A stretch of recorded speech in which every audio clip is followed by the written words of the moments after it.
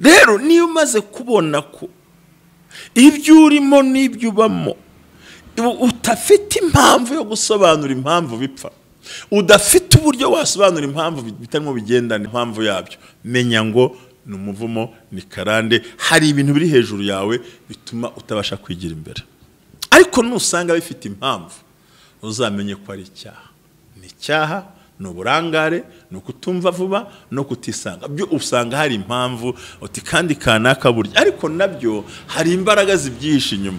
Nuvuga ngo n'ubundi wa muvumo uragenda ukakwibagiza kugira ngo hahinduke ya mpamvu yuko bitakozwe. Ushobora no kubona impamvu.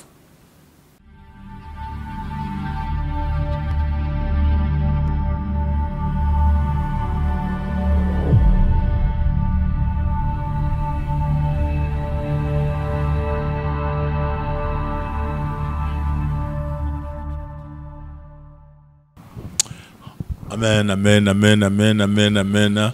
Oh, ndabashuje, ndabakunda cyane. Uyu munsi ni ku cyumweru, itariki 10 z'ukwezi kwa karindwi, kwa kwezi guteye ubwoba, kwa kwezi kuruhanije, kwa kwezi kugoranye.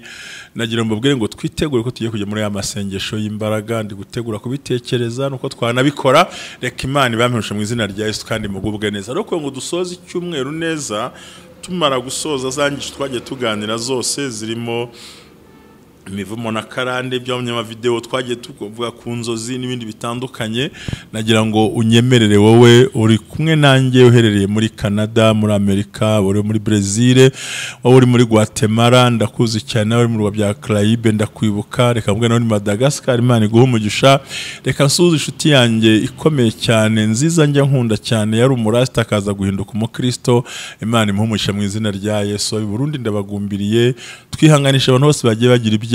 Uyu munsi si mwiza birumvikana, ariko ejo hazaba heza. Ndabwira ko nta muri byagiye ngo ejo hazaba haruta aho uyu munsi wari uhagaze. Yesu akumpera umugisha mu izina rya Yesu. Ni icyumweru cyiza. Rero twavuze tuganira kuri zanzo zose murayizuka uhereye ku wa mbere, inzozi tuzivugaho, iz'imodoka, kugonga, imva, bapfuye, amafaranga, twarabiganiraho cyane mu buryo buhagije. Nyuma turakomeza tuza kugera ku kintu gikomeye cyane cyo kuvuga ku mivumo na karande, ariko mu buryo buziguye ukuntu. Kiganiro cyo kuwa kane mwaracyumvise, ibimenyetso simusiga, the symptoms cyangwa se ibimenyetso simusiga byerekana yuko umwanzi arimo kugenza kandi akuri hafi, yumva yifuza ko yakurwanya, rimwe na rimwe akibwira ko yagushyira hasi. Ibyo twarabiganiraho kandi nzi ko abakurikiye mwabyumvise. Kuwa gatanu nabwo twaraganiriye, mbabwira ibintu bikomeye byo kumuvumo nabikwiye gutekereza, ndetse nkwereka ibimenyetso byerekana neza nyaboneka turira ko kutagira umugisha, kumva nk'uburwayi budasobanutse n'ibyo twabiganira mwabyo turabibona. Hanyuma kuwa gatandatu nkubwira ijambo ry'Imana yampaye ngo nubwo ibirere umwanzi yamaze kubizana ashaka yakunanize, ariko ntazagushobora. Icyo gihe tuganira kuri ayo magambo neza, turayabona ko uko bisobanura. Babwira zaburi mu kinamwe ngo ahirwa umugisha bwisumba byose. Uyu munsi rero ku cyumweru, umunsi mwari muri mwasengeye wategereje kandi by'ukuri mu buryo bugaragara, ndagira ngo usabe ikintu gikomeye. Erega buriya ryumva utarise ko tubona utagikora live buri munsi, nta mpamvu bintera nuko gisengera ibikoresho, kandi Imana izabimpa. Ibikoresho niboneka bizakunda kandi bizagenda neza. Ngushimiraho kibitekereza icyo uteze cyo bakora kumwe bw'abera ministries, mbwira ngo icyo asize cyose Imana izaguha umugisha. Yesu akugire neza, uri umuntu w'igiciro, uri umuntu w'igikundiro. Uyu munsi wa none nagira ngo dusenge Imana ishobora byose. Ni ku cyumweru aho uva mu iteraniro maze wumva aya magambo adasanzwe, uburyo cyukwiye gukora, n'iki wakora, wabigenza gute, byamera gute, naye magambo nkwiye kuvuga, naye nkwiye gusohokamo. Mana data wa twese uhoraho, Mana y'imbaraga, Mana y'icyubahiro, Imana y'ubushobozi, Imana irema, Imana ivuga, Imana ikora, Imana nyamana. Kuri uyu munsi wo ku cyumweru data dusengeye abagiye mu iteraniro, abaza kurivamo, abaza kujya kuri YouTube, ababuze umwanya wo kujyayo, abafite ibibazo byatumye bataboneka mwami, abiriwe mu rugo ku mpamvu zitandukanye, baro basenga nabo ko babigenza. Unyemerere mwami Imana umugisha wamanukire kuba natwe hano hantu, amavuta yabamanuka tugire neza mu gikundi byo mwami mu izina rya Yesu.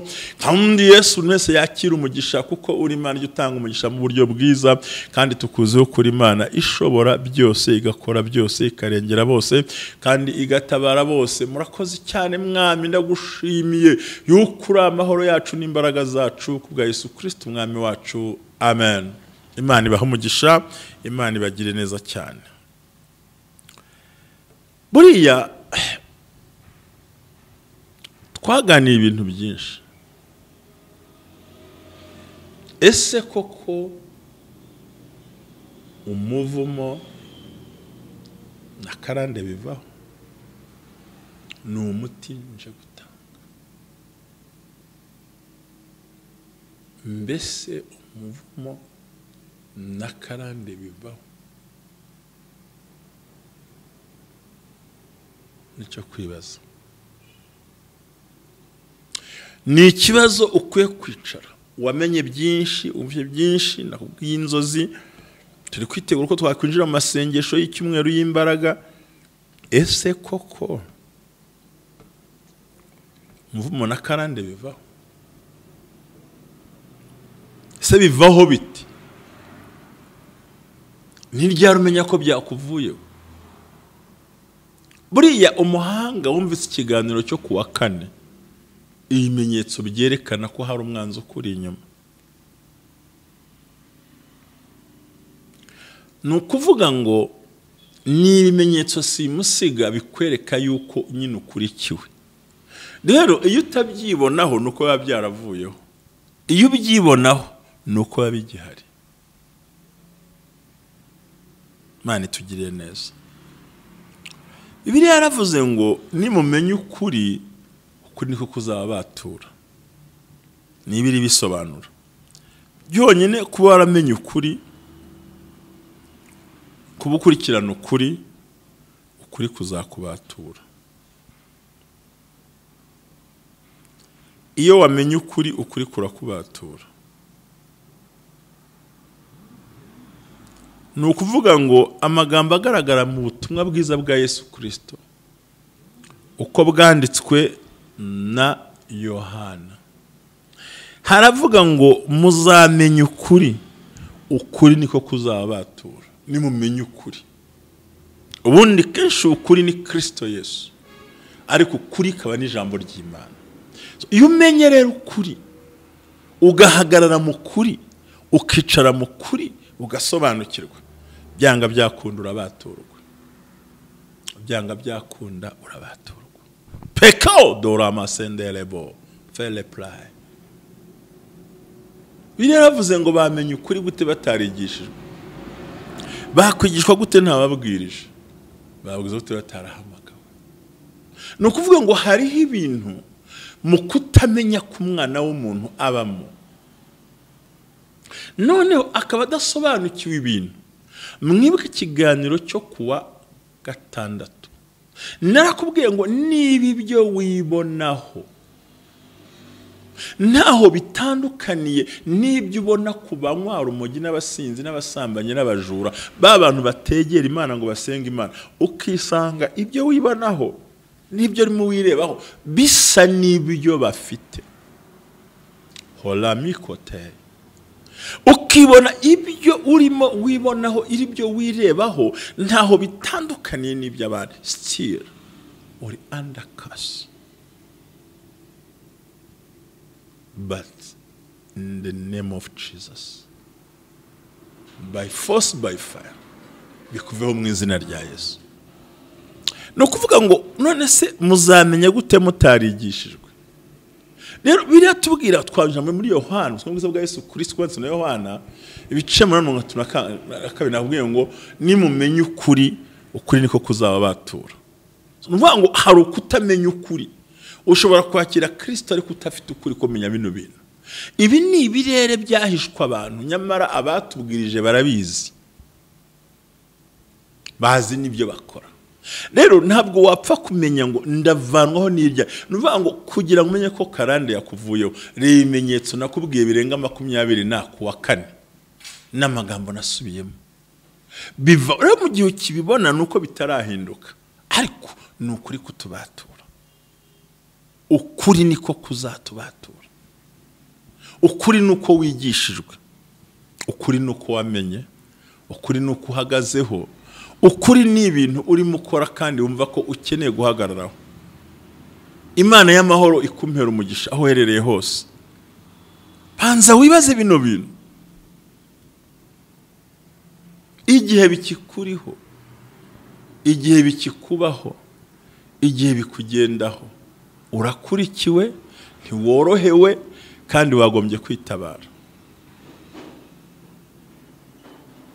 Igihe biteraho intambwe wumva unaniwe, bikuriho ntaho uri bubihungire.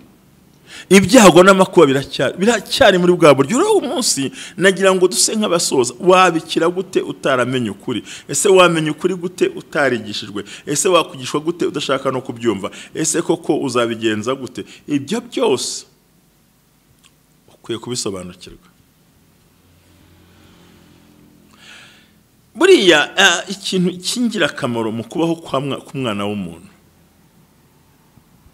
kandi bashaka kubikubwira rwose, umutima wanjye utuje uri calme, nta kintu numva gishaka kuntera ubwoba. Nukuvuga ngo muri gihe cyose wiyumvamo kukurikiranwe feelings, kumva ko hari ibintu bitagenda neza mu buzima bwawe, nabyo kumenya ko urimo urakurikiranwa, dayimoni irakurikirana, nturi wenyine. Haraba ni ikimenyetso cyerekana ko uri munekwa, bakohereza ibintu bitandukanye. Rimwe na rimwe ukisanga uri kurota ibikoko. Umuntu ukunda kurota inyamaswa, menya ngo ni ikimenyetso. Nabisobanuye mu z'ubushize hafi mu kwa gatanu niba ntihenda, nkubwira ngo ni ikimenyetso cyerekana yuko uri munekwa, ukurikiranywe. Ibyo ubona byose menye ko hari umuntu uri inyuma yawe, menye ko hari imbaraga ziri inyuma yawe, bashaka kumenya ibintu urimo ukora, bahakohereza imyuka mibi kugira ngo batangire gukurikirana. Bivuze ngo intambwe utera, aho werekeza, cyo ugiye kuvuga, aho ugiye kujya, cyo ugiye gukora, cyo ugiye kwinjiramo, ugasanga cyamenywe mbere kandi wowe nta muntu wakiganirije, nta n'umuntu wanakibwiye. Ahubwo uvuga ngo Satani yakoze icyo kintu. Uvuga ngo icyo gihe rero uri undercast, rero biravaho.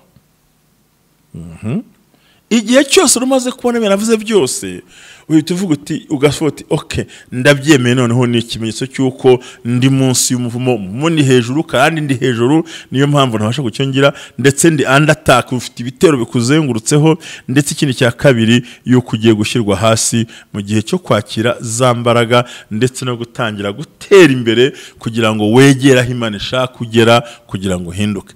Rero mwe nkurikiye kuri uyu munsi ku cyumweru, kuri iyi tariki nakubwiye ku itariki 17 ndagumenera ibanga rikomeye.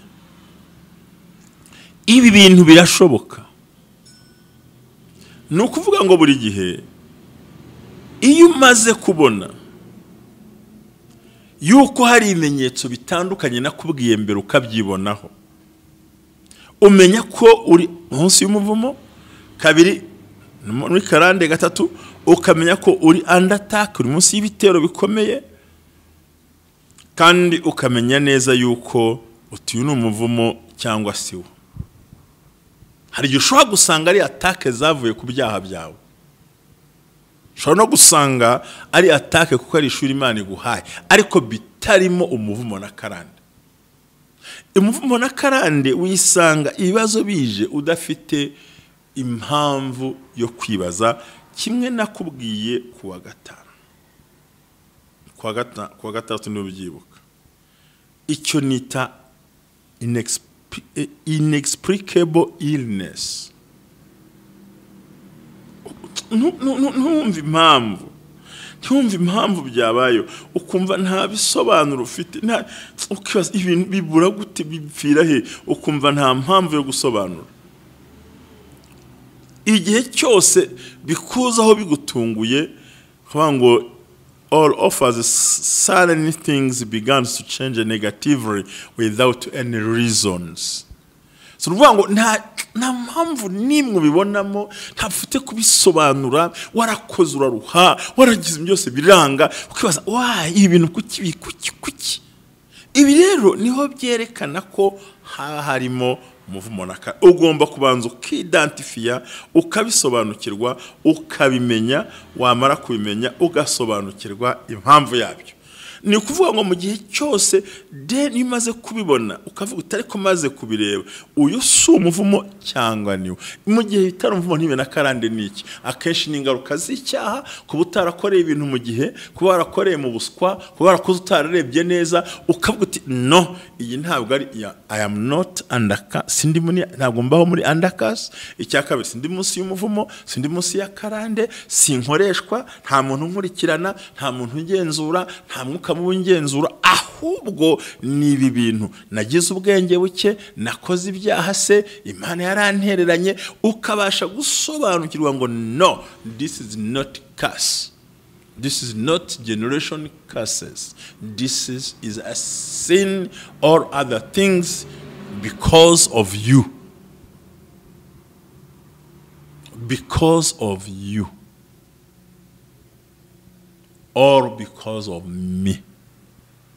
Kutamenya timing, kutamenya igihe, no kumenya igikorera mu byo bintu. So ni byiza ko widentify. Ni byiza kusobanukirwa ese ndi undercast ni ibintu bikubaho ugashaka impamvu yabyo ukayibura without any reasons ibyo ubona byose ugashaka where do you come from ibi kukibimbaho watekereza ukabona mu byo mutekereza ugasanga nta mpamvu nimwe yateye ibyo bintu kumbi nuko ufite imbaraga zikuri imposede hari ibikwirukanka hari ibiriyo kure kwati no nakoze ibingibi nkora ibingibi sindi umupagani ndakijijwe sinahemukiye Imana ni 15 nta maturo narayakoze ndasenga niyiriza ubusa ndaririmba iki kintu cyambayeho k'Imana yavuze ngo nta ndwara yateje nyiputi zatuzo nkambona nyirwaye kuki nduyu ugashaka impamvu yikubaho ugashaka impamvu yo guhomba ugashaka impamvu yo gusenyeka k'urugo ugashaka impamvu yo kugenda kw'abana ugashaka impamvu y'ubuzima bwa buri munsi ugashaka impamvu abantu bakwanga ugashaka impamvu ibintu bikwanga ugashaka impamvu utagira kure ukarogasanga nta mpamvu nimwe hari so ukimara kubona ibyo bintu menya ngo I am under curse. There is people who watching me, who follow me, spying from the evil. Ndimo ndanekwa n'abadayimoni ndimo ndanekwa n'abarozi kuki iki kintu nta kivuze so mu gihe cyose wicaye ukabona situation urimo ukabona condition urimo ukabona ubuzima uhagazemo ukabona biranga menya neza ngo niba nta mpamvu bitera icyo this is a curse this is a generation curses this is a problem this is very dangerous. I can't lose my love on this situation. So urumva aho ngaho umenye kwidentify gusobanura niyo mpamvu nifuje ko ku cyumweru aya magambo tugiye gusengamo uyamenya mu buryo budasanzwe kandi ko mu nzira zikomeye ni ikintu mva nkeneye navuze ntuje iyo umaze gusobanukirwa the first step intambwe ya mbere kugira ngo tubashe gukuraho generation curses from kumana kubera ibyaha satani imivumo no ku bantu ikintu cya mbere mbanje kukubwira nuko wigenzura ugasanga ibyakubayeho nta mpamvu yabyo wakoreye ku gihe wakoze ibikwiriye muri ya saha nyayo ntiwahinze mu kwa munani kandi ari muki wahingiye mu gihe abandi bahingiramo ibyo wakoze warabikoze kondisiyo zari zo uratonda mu kazi urakora ibintu byose yewe ntacyo utakoze waye ibintu byambaye urumva deja ni uburyo bwo gusobanukirwa ko there is a spiritual behind of your life family and the children so ngo biri nyuma ya business no ukavuga uti no any reasons about ntacyo na kimwe mbona ntacyo nishinja muri bino bintu ntabwo nakoze icyo nkwiye gukora nahagaze aho nkwiye guhagarara n'ibintu narabikoze byari ngombwa n'ibintu narabikoze byari bikwiye waje ikintu kibaho numara kubona ko nta mpamvu yagitera automatic ako kanya ugihagaze kuri ayo maguru yawe, menya yuko uri munsi y'ubutware bw'umwanzi, menya yuko urimo operatinga munsi y'imbaraga zikurusha uburyo. Pawulo niyabihishe, yaravuze ngo niturwana n'abantu. Ibice 6 bya Efeso 10. Hango ni ukumutwara intwaro z'Imana zose kugira ngo mubashe guhagarara mudatsinzwe ku munsi mubi. Pelema die for. Kuko tutarwana n'abantu, ahubwo turwana n'imbaraga mbi n'imyuka yo mu kirere n'abatware bafite ubushobozi. Witekereza ko urwana n'imbwa vuye ngo shihita igenda, si ipusi. Ntabwo urwana n'umubungu utere insecticide. Ntabwo urimo urwana n'isazi ngo utere umuti wirukana isazi. Urarwana n'ibifite ubushobozi, imbaraga z'ibinyabushobozi zafashe umuntu uzanye ubutumwa buzaniye Daniel bakamuzirika iminsi 21 kandi ari marayika. Nankaswe wowe nanjye, twe turi abantu bambaye umubiri n'amaraso. Nankaswe nge nawe twambaye ibi twambaye kandi turi abantu. Helekose bonefai. Niba barafashe marayika arabwa ati maze iminsi makubanzerereza mu Medi no Peresi, atari kugisenga barumviswe, ariko nje baramfata. Iyo ataza Mikayeli marayika ukomenga ndwanirire, ibisubizo ntibyari kukuzaho, ari kugisenga waraza. Narinza ngo no kubwira ibyo washaka gusengera. Sumva ngo mu gihe cyose witegereza ukabona ibi bintu nibi, iki cyambere nta ruhare ngifitemo, cya kabiri nta ruhare ngifite, kuki ibintu biba, ukaza ugasanga nta gisubizo niki, nta jambo niri, nta rezo nimwe, nta mpamvu nimwe ituma ibintu bikubaho. Kuko yarasenze Daniel arakomeza, ariko ngamare gukomeza gusenga biba ngombwa ko uwari uzanye igisubizo ku munsi yasengeyeho. Abamedi n'Abaperesi baramugumana ngo bamutindana iminsi 21 kandi yari marayika w'Imana. Nahanga jewe nawe twambaye umubiri, twe twambaye uno mubiri tuva amaraso tukiri mu isi, ikintu cyose cyadukanga tugahahamuka. Ibi nibisobanura ngo wagombye kumenya neza mu mutima wawe ikiza imbaraga zivuga. Rero niyo umaze kubona ko ibyo urimo n'ibyo ubamo utafite impamvu yo gusobanura impamvu bipfa, udafite uburyo wasobanura impamvu bitarimo bigendana impamvu yabyo, menya ngo ni umuvumo, ni karande, hari ibintu biri hejuru yawe bituma utabasha kwigira imbere. Ariko nusanga bifite impamvu, uzamenye ko ari icyaha. Ni icyaha, ni uburangare, ni ukutumva vuba, no kutisanga. Byo usanga hari impamvu uti kandi kanaka burya, ariko nabyo hari imbaraga zibyihishe inyuma. Nuvuga ngo n'ubundi wa muvumo uragenda ukakwibagiza kugira ngo hahinduke ya mpamvu yuko bitakozwe. Ushobora no kubona impamvu, kuko ntiwakora icyaha cyo gusambana udasanzwe ufite kandi yo gusambana. Ntiwarwana utarwanya ibyo bintu. None ugasanga bije mu buryo buziguye cyangwa se butaziguye, ari ukabona impamvu yabyo. So intambwe ya mbere ni ukwidentifia, ni ukubisobanukirwa. Wamara kubisobanukirwa ukajya wakwambara imbaraga. Ni ukuvuga ngo igihe cyose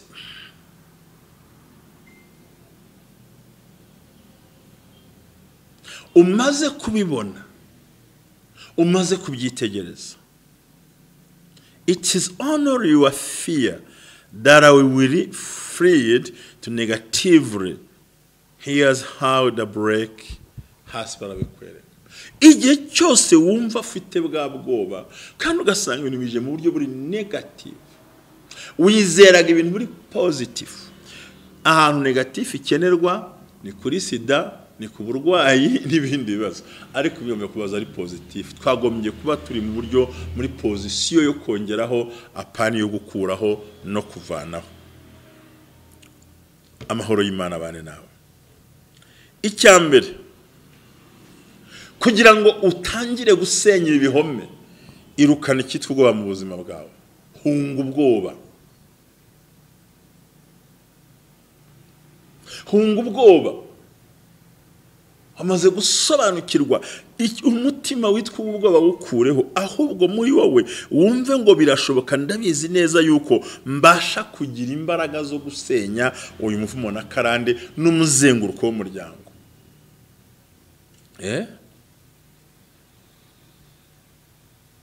You should know that you are more powerful to break this circle. Hunga ubwoba bukubwira ko bidakunda, bikubwira ko bidashoboka, bikubwira ko butemera, bikubwira ko bitazabaho, wigira ubwoba buhunge kandi wumve ko you are so powerful than fear. You are so powerful than the witches. You are so powerful than any problem against you. You are powerful to break it and to remove it because you are a child of God. Hallelujah. Totala masake boria. Don't wigira ubwoba, irukana ubwoba bwirukane mu buzima bwawe. Umubwire ngo everything is possible when you start before our God. Bwira umutima, bwira abantu bose. Ukasema tu mimi nina nguvu kutokana kwamba nimesimama mbele ya Mungu. Una Roho Mtakatifu unaweza. Ikintu cya mbere gikomera gutuma abantu batashobora kumva ubwo ngo iyi mimi ndafite imbaraga zo gusenya uyu muzenguruko wa karande. Ibyo wacu nibimbaho ntibindeba, nibizaho ntibindeba. Nje I'm so powerful than other people think about you. About you. You are so powerful in the name of Jesus. Who told you that you are so weak? Ninde wakubwiye ko umunyantege? Ninde wakubwiye ko bitashoboka? Raise up, please. Stand up.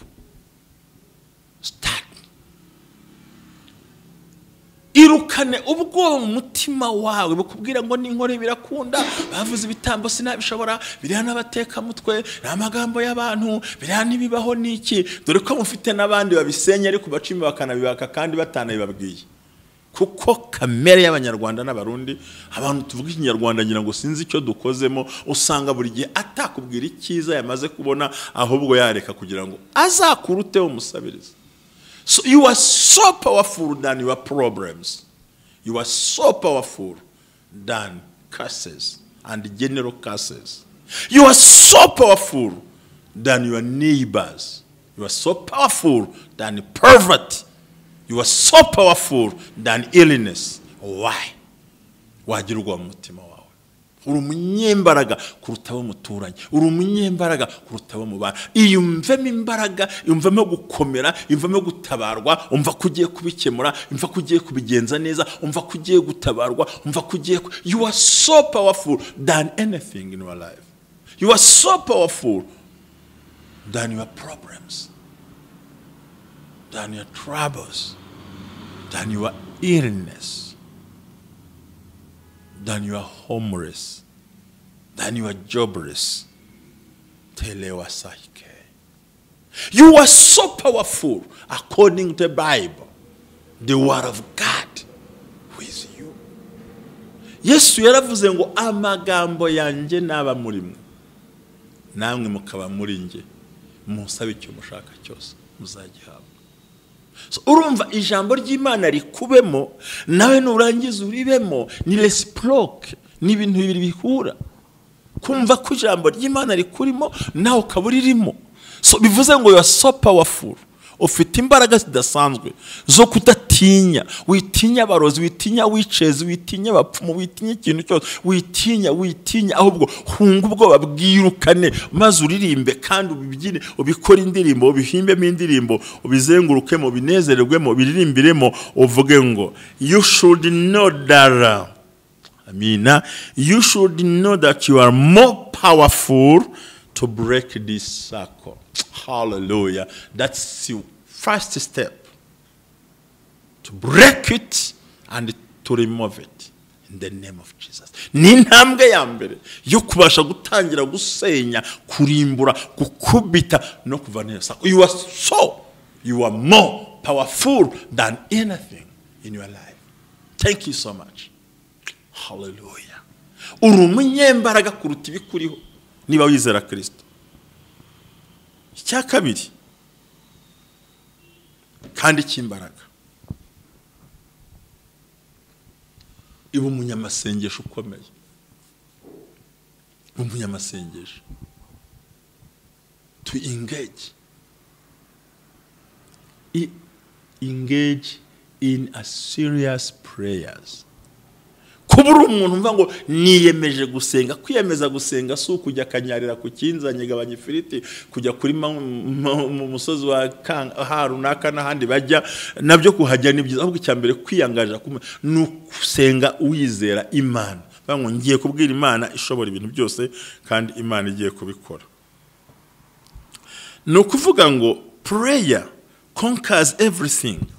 Amasengesho atsinda ikintu cyose. Amasengesho afite imbaraga zo gutsinda ikintu cyose. Kuko Bibiliya yaravuze ngo iyo twasenze ibintu byose bihinduka, ibidashoboka bihinduka ibishoboka. For the Bible says with a prayer all things are possible. The Bible says in prayer everything is possible. Biravuze ngo mwisengesho byose birashoboka. So rero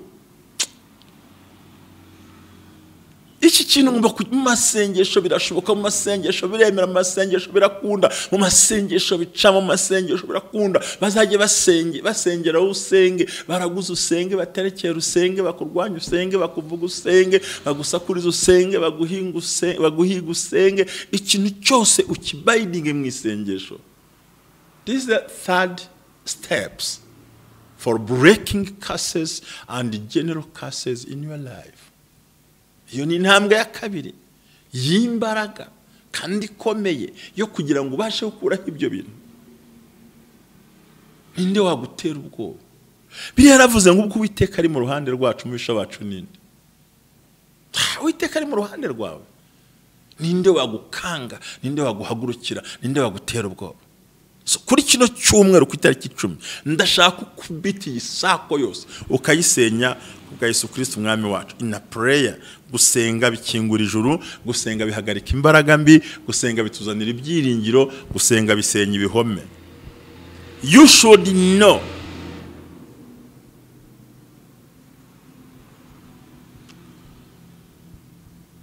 prayer conquers everything. Gatatu gikomeye cyane tugiye gusenga. Ndagira ngo ukoreshe umunwa wawe. Kwizera ukanemera ko byavaho mu buzima bwawe. Imana ishimwe cyane. Believe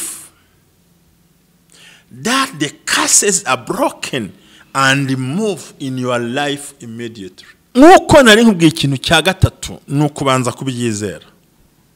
Ukizera ko karande igomba gucika kandi kivuye ku buzima bwawe ko kanya. Believe that the curses are broken and move in your life immediately.